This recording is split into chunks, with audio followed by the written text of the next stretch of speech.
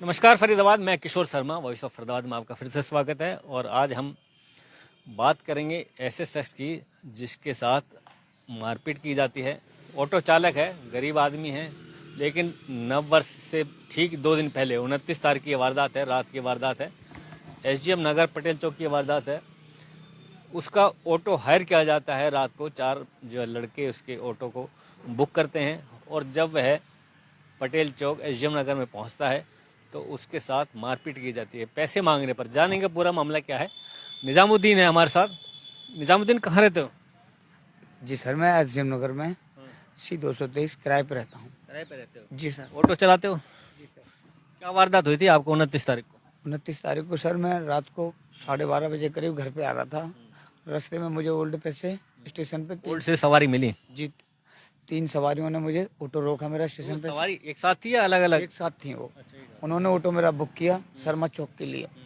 शर्मा चौक के लिए भी मेरा बुक किया। उन्होंने पटेल चौक पे आते ही ना सर मुझे ये बताया किस बात पे मार रहे हैं, ना मुझे ये पूछा क्यों।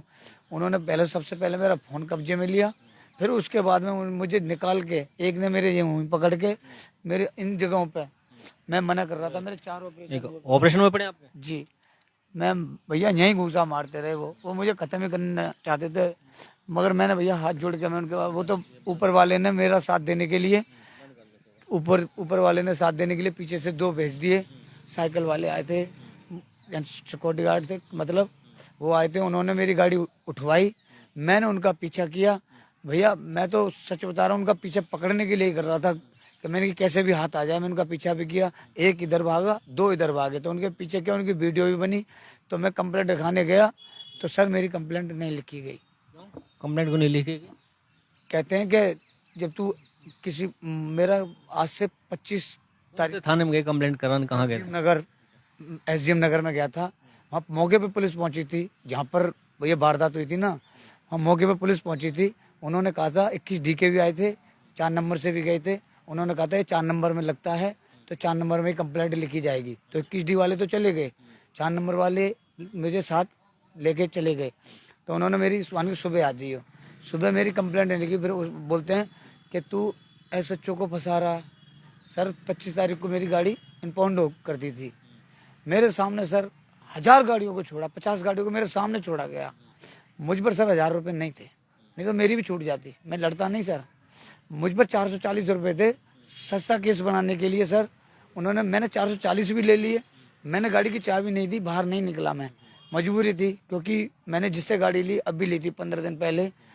4 साल से मेरा इलाज चल रहा है, 2 साल से मुझे एम्स में भर्ती किया गया। जब मेरा सब कुछ बिक गया है ना, अब मैं ऑटो पे आया हूँ, 4 बच्चे हैं मेरे। मैं वहाँ से आने के बाद जब मैं सीधा मैंने भैया ये गुहार की कि मैंने कि इन्होंने मुझे मेरे संग ऐसा किया, पैसे भी छीन लिए। मैंने कर्जे पे थे वो लड़के जिन्होंने वारदात की, जिस मारा पीटा, अब जानते थे उनको? जानता नहीं था सर। लूटपाट भी की उन्होंने कुछ? उन्होंने मेरे 10,000 रुपये मैंने ब्याज पे लिए थे, मतलब कर्जा लिया था। 1700 रुपये मैंने कमाए थे सर, सुबह से लेके 12:30 बजे तक।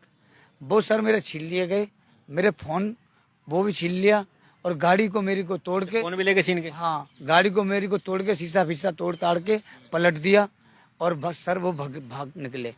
पुलिस ने आपकी कोई शिकायत नहीं सुनी, कोई मामला दर्ज नहीं करा, कुछ नहीं करा? झूठा कह के सर भगा दिया झूठ बोल रहा था कि झूठा तू। मैंने सर आज से 25 तारीख को कार्रवाई करवाई थी, मेरी गाड़ी बंद हो गई थी। उसके मामले में सर नहीं कह तू SHO को फंसा सकता है, तो बहन यहाँ झूठ बोल रहा है पैसे हटने के चक्कर में। सर जब मैं SHO साहब को फंसाना होता तो मैं 440 ही रुपये क्यों लिखा था, 4,40,000 रुपये लिखा था ना।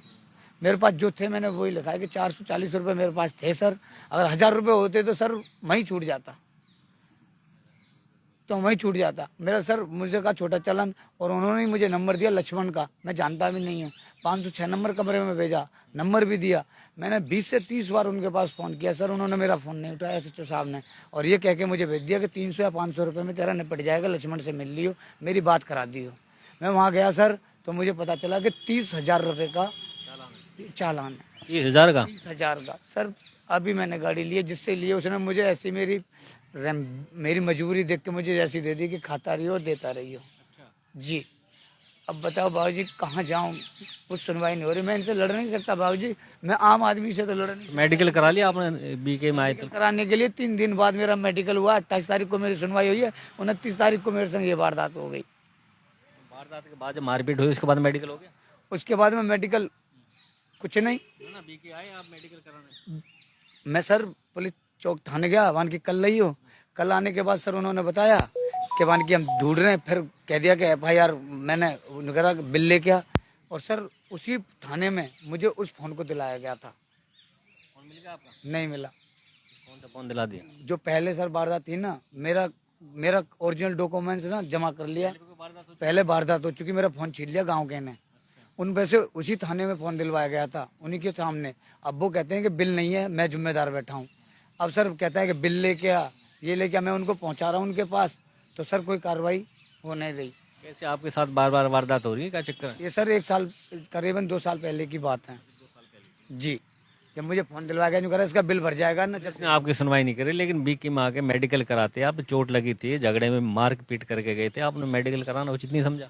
सर उन्होंने कहा था तेरे काम होगा सुबह, हम तेरा सब कुछ कराएंगे। तो सब कुछ करेगी, लेकिन आपको भी तो आपने इलाज ट्रीटमेंट कराना था, नहीं कराना था? चोट लगी नहीं लगी? सर चोट इतनी लगी थी कि सर मैं इलाज नहीं कराया कहीं?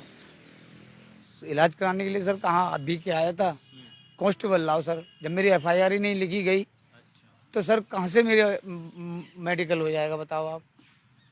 फरीदाबाद ये बड़ा मामला है, जब किसी के साथ मारपीट की जाती है, चोट लगती है उसको, तो उसको जब बीके में इलाज के लिए लाया जाता है, तो पुलिस केस जहाँ इस तरह का मामला होता है वहाँ पुलिस को आना साथ जरूरी होता है।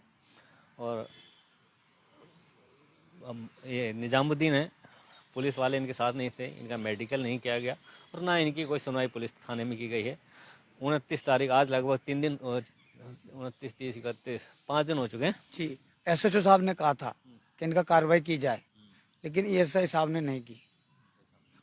SHO साहब ने बोला था, लेकिन एसएस साहब ने कार्रवाई नहीं की। तो चाहेंगे इनके खिलाफ, जो फुटेज भी है उसकी झगड़े की, जो आप जी हाँ, झगड़े की फोटो है, वो भगते हुए मैं उनके पीछा भी किया था सर। अच्छा, वो मेरे हाथ नहीं आए, मैंने उनके पीछे गाड़ी भी भगाई थी सर। मुझे तो उन्होंने मार ही लिया था, पीछे से 2 आदमी आए थे, उन्होंने मेरी गाड़ी उठवाई, सीधी करवाई।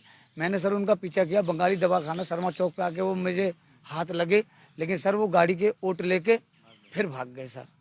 मैं तो सर पीछा ऐसा किया था कि सर मैं तो सर चाहता था मरूंगा या फिर इससे फ़ोन लूंगा, क्योंकि फ़ोन में ही थे जो भी मेरे डॉक्यूमेंट्स थे।